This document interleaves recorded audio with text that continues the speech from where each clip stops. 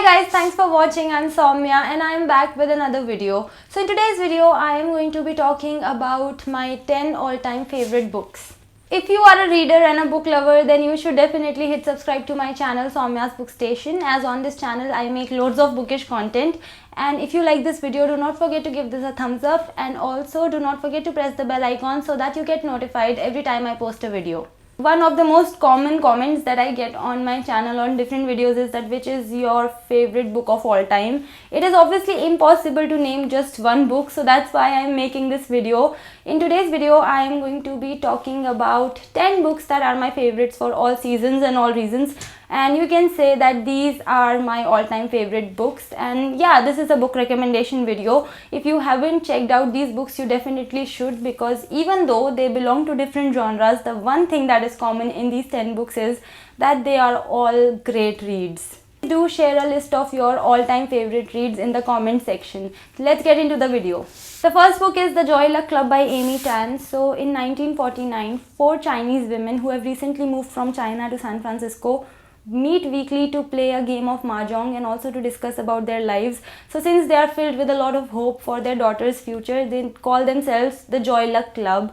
So this is a story in which we get to read the perspectives of these 4 women, and we also get to read the perspectives of their daughters as they grow up in the United States. So the mothers are very Chinese and the daughters are very American. So whenever the mothers try to dispense their advice to the daughters find it irrelevant in their American lifestyles. But as the story progresses, the daughters realize that they have more of their mothers in themselves than they care to acknowledge. So this is a story about starting out a new life in a new land, leaving behind your native land and the challenges and emotional struggles that come with it. It is a very solid story, has been written very well, and the mother-daughter relationship that has been shown in the story made me feel very connected to this book. The next one is The Great Indian Novel by Shashi Tharoor. So this one is a retelling of Mahabharata as India's independence struggle. So all the major and renowned political personalities that had a huge role to play during India's independence struggle become the characters from Mahabharata in this book, which makes it a very interesting read.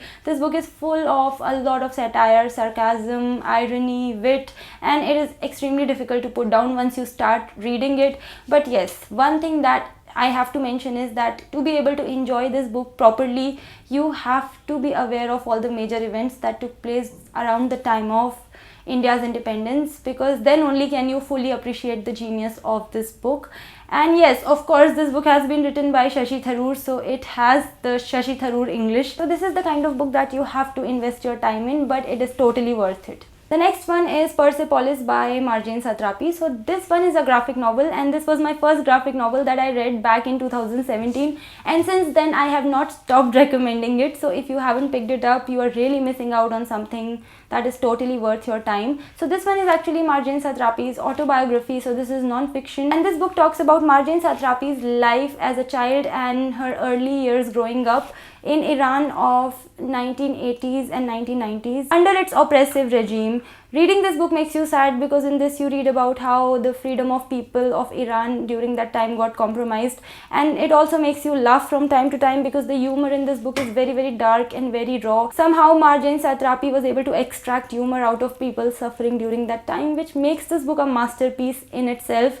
As for the art in this book, the illustrations in this book are not exactly what you call beautiful, but they are definitely on point and they get the message across. Another very strong message that this book gives out in the form of illustrations is that all the illustrations in this book are black and white, and none of them are in color.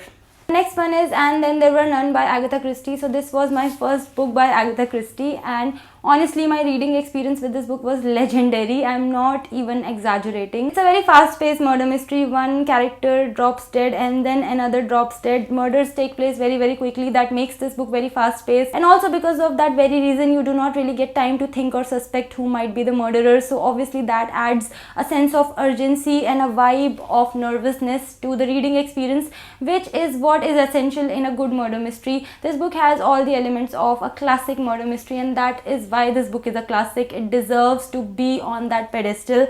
I absolutely love this book, and well, I wish I could forget what the story was about, because I would love to have that experience of reading this book again without knowing what is going to happen next. I love this book so much.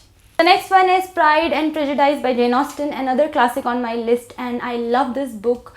Well, rich and arrogant Mr. Darcy getting schooled by the sassy Elizabeth Bennet who loves to read. What's not to love about that? Although that's not the only thing going on in this book, there's a lot of other things going on, but that's my favorite part. I also loved reading about Elizabeth's and her father's equation with each other. It was just so heartwarming, and also there are many other things that I loved about this book. It's a story about family, it's a story about marriages, it's a story about love, and it has a lot of drama going on in a classic Jane Austen way, but on the whole, again in a very classic Jane Austen way, the story is surrounded with many happy and positive feelings. Like anybody who loves Pride and Prejudice, I have my passages marked which I love rereading because they make my heart flutter, and if you have read this book, you know which passages I'm talking about. Anyway, it's a wonderful story, and if you haven't read this classic, then you should change that very soon.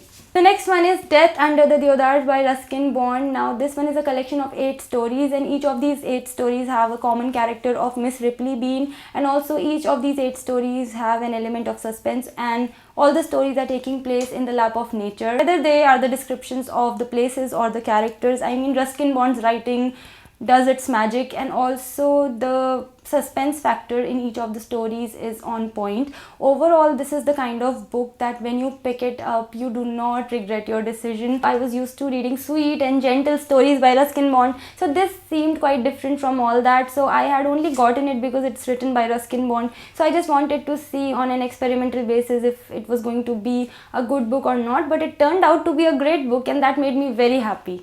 The next one is The Book Thief by Markus Zusak. So this story is taking place in Nazi Germany, and this is a story of kindness, friendship, bravery and love for books.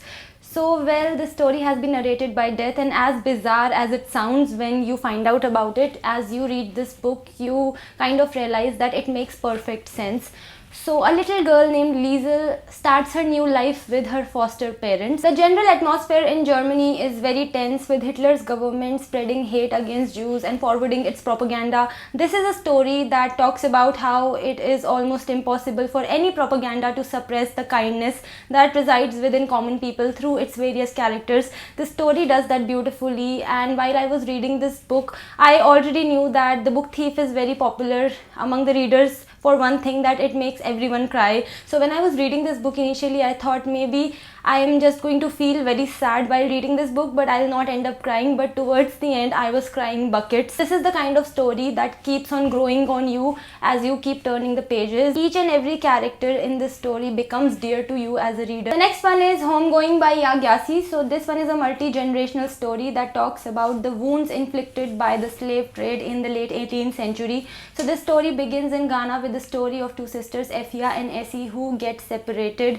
So Effia gets married to a slaver, and Essie is sold into slavery. This leads to a huge difference in their destinies, and also a huge difference in the destinies of the generations that follow them respectively. Homegoing is a story that begins in Ghana and then it moves to the US and Europe, and this is a story that captures human suffering in such a way that it breaks your heart completely, and it also makes you angry at history. Every other chapter in the story was making me cry a lot. I had to put this book down very frequently because it was getting too emotional. It was getting too hard to get through the story while I was reading it for the first time, and honestly, Homegoing is the kind of story that I can never really forget. The next one is Memoirs of a Geisha by Arthur Golden. So this one is a story that has an air of enigma that surrounds it, and that's why I love this book so much. So this story transports the reader into the captivating world of geishas of Japan. So it's a story of a little girl named Chiyo who gets sold to a geisha house by her parents. So as she grows up in this hidden world, she attracts a lot of admirers but also makes enemies. So this is her story, a story about her struggles and triumphs. A lot is going on in this book, but I love how emotions are portrayed in this story. Emotions like love and emotions like jealousy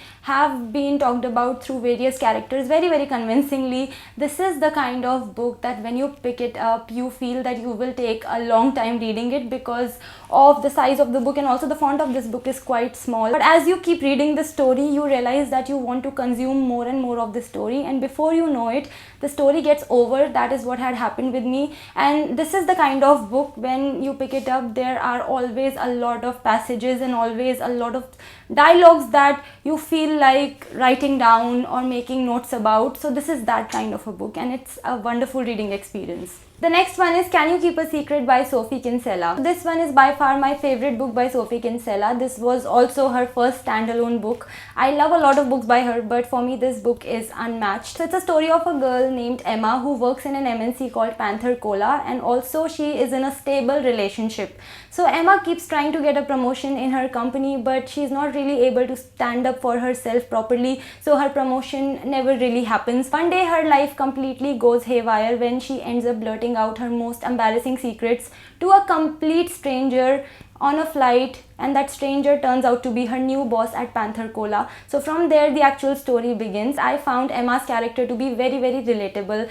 Apart from a lot of challenges that she has in her career, she also has many personal challenges, like a cousin who is always trying to one up her. These are the very common problems that a lot of people face. It's a hilarious story. It's the kind of book that you pick up, finish in no time, and while you're reading it, it's such a fun ride that you forget about all your worries. Now honestly, it was not the easiest thing for me to narrow the list down to 10 books, but I have tried my best.